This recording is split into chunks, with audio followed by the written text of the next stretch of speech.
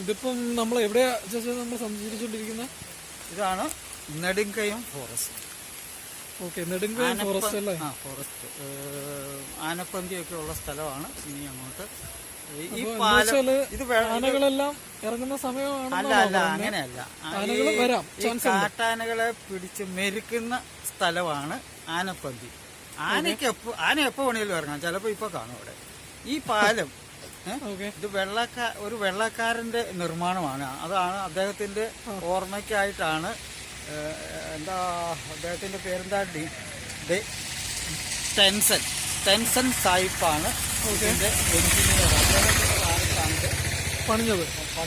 അങ്ങനെയുള്ള പേരിലുള്ള ഒരു ബംഗ്ലാവാണ് അവിടെ കാണുന്നത്. അങ്ങേര് ഇവിടെ നിന്നാണ് മരിക്കുന്നത്. അങ്ങേരുടെ കല്ലറയാണ് തൊട്ടടുത്ത് 100 മീറ്റർ അകലെയുള്ളത്. നമ്മൾ അവിടേക്കാണ് പോകുന്നത്. ഏത് വർഷത്തില്? ഇത് വർഷമാണെന്നുള്ള കൃത്യം അറിയില്ല. നമ്മുടെ ഈ ആദിവാസി ഗോത്രത്തിൽപ്പെട്ട പണിയ സമുദായത്തിൽപ്പെട്ട ഒരു ഗാർഡാണ് നമ്മുടെ ഒപ്പം ഉണ്ടായിരുന്നത്, മഹേഷിനോട് നമുക്ക് ചോദിക്കാം, അവർക്കറിയാമായിരിക്കും കൃത്യം വർഷമൊക്കെ.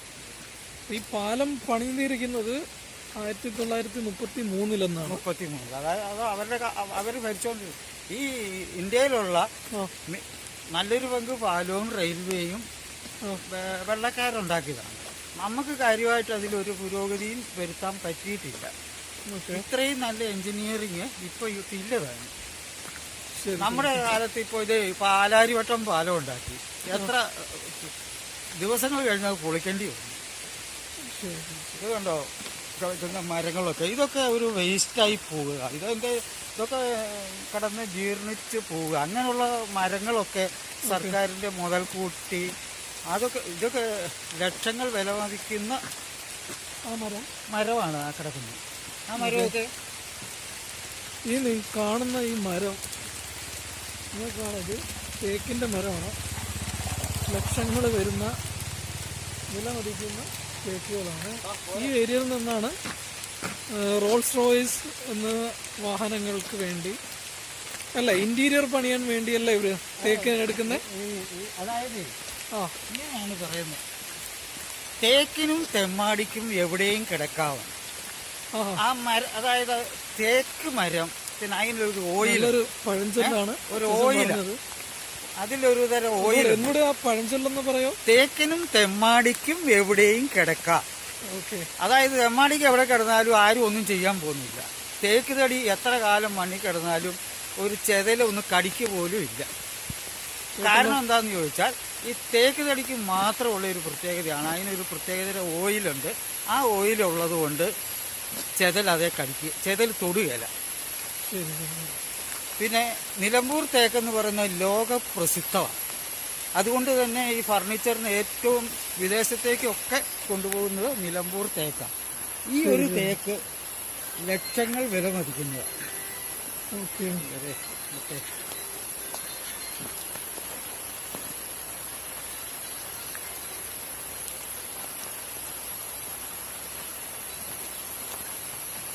പറയൂ സഹോദര, ഇപ്പോൾ കരുളായി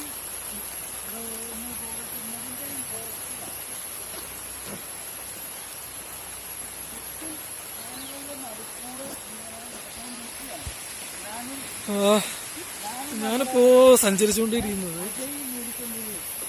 നെടുങ്കയം എന്ന് പറയുന്നൊരു സ്ഥലമാണ്. ആദ്യമായിട്ടാണ് ഞാനിവിടെ വരുന്നത്.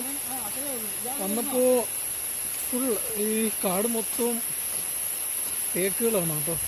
അതിനുശേഷം പറഞ്ഞു ഇവിടെ തേക്കാണ് മെയിൻ. അപ്പം നിങ്ങൾക്കറിയാലോ, നിലമ്പൂർ തേക്കാണ് ഏറ്റവും കൂടുതൽ ഫേമസ് ആയിട്ടുള്ള ഒരു സംഭവം. അപ്പം ഈ ഏരിയ എന്ന് പറയുന്നത് ഞങ്ങൾ ചെക്ക് പോസ്റ്റിൽ ചോദിച്ചപ്പോൾ പറഞ്ഞു അത്രയും സേഫുള്ള ഏരിയ ഒന്നല്ല, പക്ഷെ ഈ സമയം കുഴപ്പമില്ല, അതുകൊണ്ട് നിങ്ങൾക്ക് സഞ്ചരിക്കാം. അതുകൊണ്ട് നിങ്ങൾക്ക് വന്നിട്ട് ജസ്റ്റ് കണ്ടു പോകാം. പക്ഷെ അധിക നേരം ഇവിടെ നിൽക്കുന്നത് അത്രയും സേഫ് ഒന്നുമല്ല. വന്യജീവികളും അതുപോലെ ആനകളും എല്ലാം ഇറങ്ങുന്ന ഓരോ സമയങ്ങളാണ്. ഓക്കെ, പിന്നെ വേറൊരു സംഭവം എന്ന് വെച്ചാൽ ആദിവാസികളെല്ലാം ഇവിടെ ക്യാമ്പ് ചെയ്യുന്ന ഒരു ഏരിയ ആണ് കേട്ടോ. അവരുടെ പാർപ്പിടുക എന്നെല്ലാം ഇവിടെ ഉണ്ടെന്നും പറയാം. ഓക്കെ, പിന്നെ ഇപ്പൊ നമ്മൾ കാണാൻ പോകുന്നത് ഒരു സായിപ്പിന്റെ ഒരു കല്ലറയാണ്. ഓക്കെ.